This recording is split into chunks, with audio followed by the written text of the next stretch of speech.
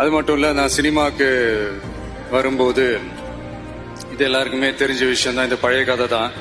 நான் ஃபேஸ் பண்ணாத விமர்சனங்கள் இல்லை, நான் ஃபேஸ் பண்ணாத அவமானங்கள் இல்லை, இந்த மாதிரி நிறைய காயங்கள் அதெல்லாம் தாண்டி தான் வந்திருக்கிறோம். அந்த மாதிரி நேரத்துலலாம் டே ஒன்ல இருந்து என் கூடவே நின்னது என்னோட ரசிகர்கள் தான். ஒரு நாள் 2 நாள் இல்லைங்க, கிட்டத்தட்ட ஒரு 30-33 வருஷத்துக்கு மேல என் கூடவே நின்றுக்கிறாங்க. அதனாலதான் நான் என்ன டிசைட் பண்ணேன்னா, அடுத்த 30-33 வருஷத்துக்கு அவங்களோட நான் நிக்கிறோம்னு முடிவு பண்ணிட்டேன்.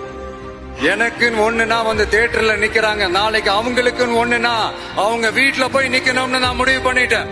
எனக்காக எல்லாத்தையும் விட்டு கொடுத்த என்னுடைய ரசிகர்களுக்காக நான் சினிமாவையே விட்டு கொடுக்கிறேன்.